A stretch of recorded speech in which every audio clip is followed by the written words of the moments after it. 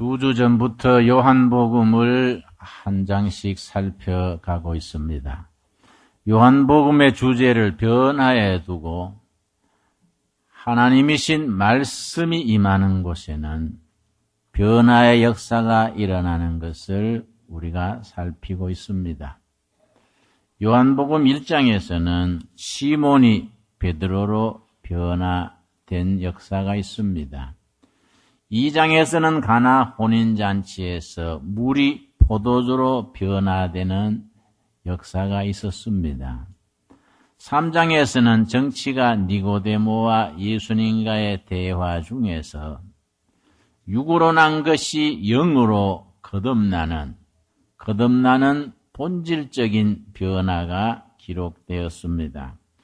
4장에서는 그 유명한 수가성 우물가의 여인, 구겨진 휴지 조각처럼 버려졌던 망가진 한 여인이 예수님을 만남으로써 새로운 자기의 정체성, 삶의 의미를 되찾고 전도자로서 변화된 위대한 기록이 4장에 등장합니다. 5장에서는 베데스다 연못가에서 38년 된 병자를 보고 예수님께서 그 병이 오랜 줄을 아시고 너가 낫기를 원하느냐? 너가 낫기를 원하느냐? 물었습니다. 그 병자가 이르기를 예, 낫기를 원합니다. 그러나 나를 도와줄 사람이 없습니다. 저는 이 본문 말씀을 읽으면서 나 자신을 생각합니다. 살아오는 세월에 지친 육신, 상처받은 영혼, 또 우리가 상한 마음에 대하여 우리 주님께서 낫기를 원하느냐? 김진홍, 너가 낫기를 원하느냐? 저에게 물으시는 예수님의 음성으로 들리곤 합니다. 예수님께서 일어나 자리를 들고 걸어가라 말씀하셨습니다. 예수님이 그 38년 된 병자에 대한 말씀이 오늘 우리 둘의 가족 모두에게 각자에게 주시는 말씀으로 임할 수 있게 되기를 바랍니다. 6장에서는 보리떡 5개와 물고기 2마리로 5,000명을 먹이신 말씀이 등장합니다. 요즘식으로 말하면은 보리쌀 5말과 동태 2상자를 가지고 5,000명을 먹이셨습니다. 그러고 나서 예수님께서 말씀하시기를 내가 떡이다. 내가 너희들에게 물고기 2마리, 보리떡 5개로 먹인 것은 한 끼로 끝나지만은 내가 떡이다. 생명의 떡이다. 내가 주는 떡을 먹은 사람은 다시 목마르지 아니하리라. 배고프지 아니하리라. 예수님의 말씀이십니다. 누가복음 6장 뒷부분에 가서 바리새인들이 예수님께 물었습니다. 우리가 무엇을 어떻게 하여야 하나님의 일을 하겠습니까? 우리가 어떻게 하여야 하나님의 일을 하겠습니까? 예수님께서 믿음의 본질을 말씀하셨습니다. 하나님께서 보내신 자를 믿는 것이 하나님의 일이니라. 여러분, 하나님의 일을 하기 위해서 집을 팔아서 바쳐야 될까? 직장을 그만두고 선교사로 나가야 될까? 40일 금식을 해야 될까? 여러분, 어떻게 하여야 하나님의 일을 하겠습니까? 예수님께서 말씀하셨습니다. 보내신 자를 믿는 것이 하나님의 일이다. 믿는다는 것, 바른 믿음, 바른 깨달음, 그 믿음 안에서 순종, 이것이 하나님의 일이라고 일러주셨습니다. 그 믿음이 쉽지 않는 것이 요한복음 7장에 들어가서 예수님의 형제들조차도 예수님을 믿지 못하였다 했습니다. 한솥에 밥 먹고 한 입을 덮고 자는 예수님의 형제들도 예수님을 믿지 못했습니다. 하물며 우리가 일주일에 한 번씩 주님 전에 나와서 예배 드리는 걸로 우리가 바른 믿음을 가진다는 것이 사실은 불가능에 가까운 일입니다. 그럼에도 불구하고 우리 구주 예수를 우리가 믿게 됐다는 것 은총입니다. 이게 축복입니다. 기적이 다른 기적이 아닙니다. 병이 나서서 기적이 아니고 죽을 사람이 살아서 기적 아닙니다. 더 큰 기적, 우리가 믿을 수 있게 됐다는 기적, 감사드릴 수 있게 되기를 바랍니다. 여러분, 오늘 본문 말씀은 요한복음 8장입니다. 요한복음 8장이 시작되면서 간음하다가 현장에 잡힌 여자를 바리새인들과 제사장들이 예수님께 데려왔습니다. 참 비겁한 남자들이지요. 간음하는 자리에 지키고 있다가 또 셋바트처럼 지키고 있다가 현장을 탁 덮쳐서 끌고 왔습니다. 얼마나 치사한 남자들입니까? 그리고 예수님을 함정에 빠뜨리려고 물었습니다. 선생이여, 이 여자는 간음하다가 현장에 잡힌 여자입니다. 모세가 이르기를 이런 여자는 돌로 쳐 죽이라 했습니다. 선생님 의견은 어떠신지요? 이렇게 위장친절로 물었습니다. 예수님께서 모세의 말대로 쳐 죽여라 그러면 사랑 그러면서 빈말이구나, 사랑이 없잖냐 이렇게 말할 것이고, 아니다, 사랑으로 용서해 주라 그러면은 모세의 율법을 무시하는 불한당이다, 이렇게 이판 저판 다 걸어 넣으려고 그렇게 함정을 팠습니다. 그런 걸 통박 굴린다 그러지요. 통박을 굴려서 이래도 걸리고 저래도 걸리도록 그렇게 꾀를 썼습니다. 예수님께서 어떻게 대처했었습니까? 아무 소리 하지 않으시고 앉으셔서 뭔가 땅에다가 쓰셨습니다. 성경에는 그때 예수님이 쓰신 글의 내용이 무엇이라고 밝혀지지 않습니다. 아마 짐작컨대 그렇게 살기가 등등해서 이 여자를 돌로 쳐야 되겠습니까? 말아야 되겠습니까? 그렇게 앞장선 사람들 한 사람 한 사람 눈을 맞추면서 그 사람의 마음 속에 있는 죄를 땅에다가 쓰시지 않았을까 생각됩니다. 그 사람들이 한 사람 두 사람 양심의 가책이 대해서 사라졌습니다.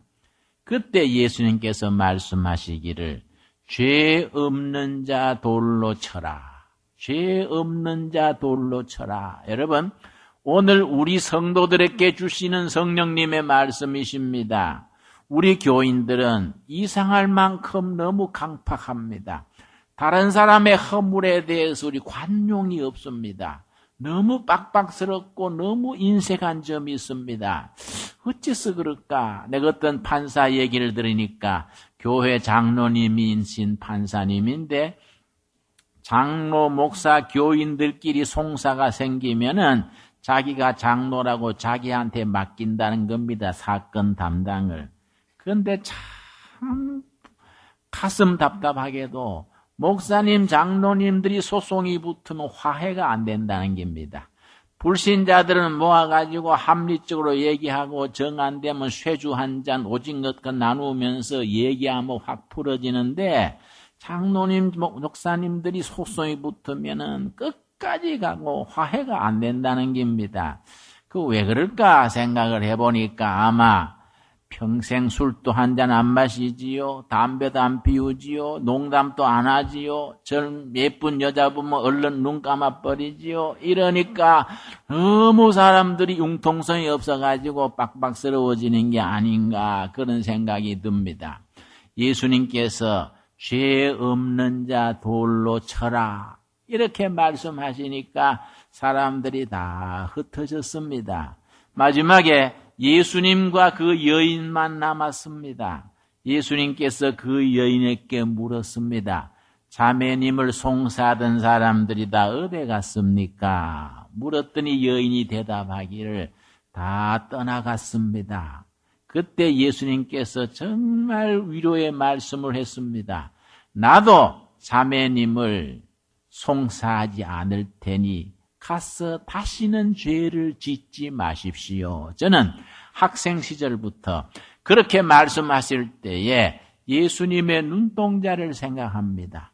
예수님이 얼마나 인간에 대한 이해와 자비와 관용이 가득한 자비가 넘치는 인간의 비극성, 인간의 연약한 것, 인간이 스스로 자기를 어찌하지 못하는 정욕, 욕심, 어리석은 것에 대한 예수님의 이해가 가득한 눈으로 그 자매를 보면서 나도 당신을 정죄하지 않을 테니까 가서 다시는 죄를 짓지 마십시오. 그 여인이 마음에 얼마나 감동이 됐겠습니까? 그런데 요한복음 8장의 이 사건의 결론은 8장 32절 36절입니다. 8장 32절이 바로 그 여인이 예수님의 그 말씀을 듣고 예수님을 접하고 나서 그 인격과 관용과 사랑을 접하고 나서 그 여인이 그 정욕에서, 여러분 간음하던 현장에서 잡힌 여자니까 얼마나 그 참 정욕에서 시달림 받았겠습니까? 욕심에서 인간의 한계에 부딪혀서 그래야 해서는 안 되는데 하면서도 인간이기 때문에 어쩔 수 없이 빠져들었던 거기에 인간의 약점과 한계에서 자유함을 얻게 되는 얘기입니다. 자, 요한복음 8장 32절 우리 한번 같이 읽겠습니다. 진리를 알지니 진리가 너희를 자유롭게 하리라. 그 여인이 예수님을 통해서 진리를 접하는 순간 정욕과 욕심과 자기의 부끄러운 한계에서 벗어날 수 있었습니다. 36절 마찬가지입니다. 우리 한번 같이 읽겠습니다. 그러므로 아들이 너희를 자유롭게 하면 너희가 참으로 자유로우리라. 이 예수님의 말씀이 오늘 우리들에게 임하게 되기를 바랍니다. 예수님의 그 진리에 대한 통찰, 인간에 대한 이해, 사랑에 깊고 깊으신 눈동자가 우리 마음의 눈에 닿음으로써 우리가 자유함을 얻게 되는 우리 둘의 가족들이 될 수 있게 되기를 바랍니다. 여러분, 그 예수님께서 요한복음 15장 11절에서 말씀하셨습니다. 요한복음 15장 11절에서 내가 제자들에게 내가 이걸 왜 가르쳐 준다? 내가 요한복음을 왜 썼다? 내가 이것을 왜 너희들에게 일러준다? 그걸 말씀하고 계십니다. 요한복음 15장 11절입니다. 내가 이것을 너희에게 이르면, 요한복음 13장에서 18장까지 예수님께서 잡히셔서 고난당하시고 죽으시기 전 한 주간 동안의 이야기가 요한복음 13장에서 18장까지라고 지난번 말씀드렸습니다. 그 13장에서 18장 사이에 형님이 동생을 타이르듯이, 아버지가 아들을 타이르듯이, 스승이 제자를 멘토하듯이 차근차근 가르쳐 주시면서 내가 이것을 일러주는 이유가 뭐이냐? 11절 우리 같이 읽겠습니다.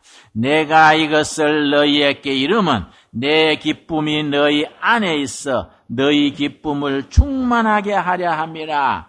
때는 예수님의 제자들이 지금 시련을 앞두고 핍박을 앞두고 근심에 가득히 사로잡혀 있을 때입니다. 그런데 예수님은 내 안에 있는 기쁨이 너희에게도 충만케 하게 하려고, 기쁨 충만케 하려고 내가 이것을 너희들에게 일러준다. 이렇게 말씀하셨습니다. 여러분, 예수님의 주시는 기쁨은 환경과 처지를 극복해서 어떤 처지에서도 오히려 하늘로 임하는 기쁨과 은혜와 감사가 우리에게 충만으로 깃들게 될 수 있게 되기를 바랍니다. 그래서 믿음의 사람은 환경과 처지를 넘어서 버립니다.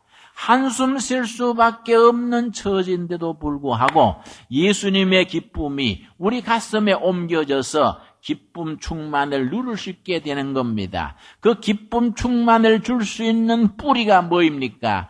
요한복음 20장 31절 말씀에 그런 처지에서 기쁨 충만 누릴 수 있는 바탕의 말씀이 나타납니다. 요한복음 20장 31절입니다. 31절 말씀. 오직 이것을 기록하면 사도 요한이 요한복음을 기록하면서 내가 이 요한복음을 왜 기록하느냐? 오직 이것을 기록하면 너희로 예수께서 하나님의 아들 그리스도이심을 믿게 하려 함이요. 예수는 그리스도다. 예수는 메시아다. 예수께서 구주신 것을 믿게 하려 함이요. 또 너희로 믿고 그 다음 뭐라 그랬습니까? 그 이름을 힘입어 생명을 얻게 하려 함이니라. 예수 그리스도의 이름을 힘입어 생명을 얻게 하려고 요한복음을 기록했다고 말씀하시고 그 생명을 얻어 누리기 때문에 어떤 처지에서도 기쁨 충만을 누릴 수 있게 되는 것입니다. 여러분, 예수님이 우리에게 이미 허락하신 생명으로 인하여서 생명을 누리는 복된 성도들로 세움받게 되기를 바랍니다. 그 생명을 누리기 때문에 기쁨 충만에 설 수 있게 되기를 바랍니다. 여러분, 그 예수님의 이름을 인하여 예수의 이름을 인하여 생명을 얻어 누린다 그랬습니다. 얼마나 존귀하고 얼마나 위대한 이름입니까? 사도행전 3장 1절 우리 다 같이 찾겠습니다. 예수 그리스도의 이름이 그 이름이 얼마나 위대하고 얼마나 힘있는 믿음입니까? 오늘 우리 시대에 개인 문제, 가정 문제, 나라 문제, 세계 문제, 질병 문제, 경제 불황, 모든 인간 세상에 가지는 문제들이 나사렛 예수 그리스도의 이름, 그로 인하여 해결될 수 있다는 사실을 우리는 확실히 믿어야겠습니다. 사도행전 3장 1절부터 첫 부분에 예수의 이름이 얼마나 위대한 이름인지 거기에 자세히 쓰고 있습니다. 제9시 기도 시간에 베드로와 요한이 성전에 올라갈새 예수님께서 승천하신 뒤에 오순절 성령 충만을 받은 제자들이 지금 날마다 정한 시간에 예루살렘 성전에 기도하러 올라갑니다. 2절 나면서 못 걷게 된 이를 사람들이 메고 오니 이는 성전에 들어가는 사람들에게 구걸하기 위하여 날마다 미문이라는 성전 문에 두는 자라. 예루살렘에 12성문이 있습니다. 문마다 이름이 있습니다. 그 중에 미문, 비우티문, 아름다운 문이라는 비우티문이라는 문이 있습니다. 그 문 앞에 나면서부터 안전뱅이, 평생에 한 번도 걸어보지 못한 안전뱅이가 구걸을 하고 있었습니다. 3절 말씀. 그가 베드로와 요한이 성전에 들어가려 함을 보고 구걸하거늘 나면서 안전뱅이가 베드로와 요한을 보고 적선하십시오. 한 푼 주십시오. 불과 그저 1,000원짜리 한 장, 그저 기배 9,000원, 그저 그날 한 끼 밥을 해결할 수 있는 구걸을 하고 있었습니다. 4절 말씀. 베드로가 요한으로 더불어 주목하여 이르되 우리를 보라 하니 그때 베드로가 나면서 안전병이 된 그 불행한 거지에게 우리를 주목해 보라 그랬습니다. 그 다음에 그가 그들에게 무엇을 얻을까 하여 바라보거늘 그 안전뱅이가 베드로와 요한에게 기대했던 것이 무엇이겠습니까? 기껏해야 빵 하나 살 수 있는 돈, 많이 주면 그저 10,000원짜리 한 장, 그런 걸 기대했습니다. 그런데 베드로가 그에게 뭘 줬습니까? 그때로부터 지금까지 예수 그리스도의 이름을 믿는 교회는 이것을 줄 수 있어야 합니다. 요한복음 3장 6절 말씀, 바로 이것을 오늘도 우리가 이 백성들에게 줄 수 있어야 합니다. 우리 6절 한번 같이 읽겠습니다. 베드로가 이르되 은과 금은 내게 없거니와 내게 있는 이것을 너게 주노니 나사렛 예수 그리스도의 이름으로 걸어라 하고 오른손을 잡아 일으키니 발과 발목이 곧 힘을 얻고 베드로가 무엇을 줬습니까? 베드로가 동전 한 입을 줬습니까? 베드로가 그에게 준 것이 뭡니까? 여러분, 베드로가 가졌던 그것 오늘까지 우리가 가지고 있는 것입니다. 앞으로도 우리 교회가 어느 시대, 어느 땅에, 어느 백성들에게든지 우리가 줘야 될 것입니다.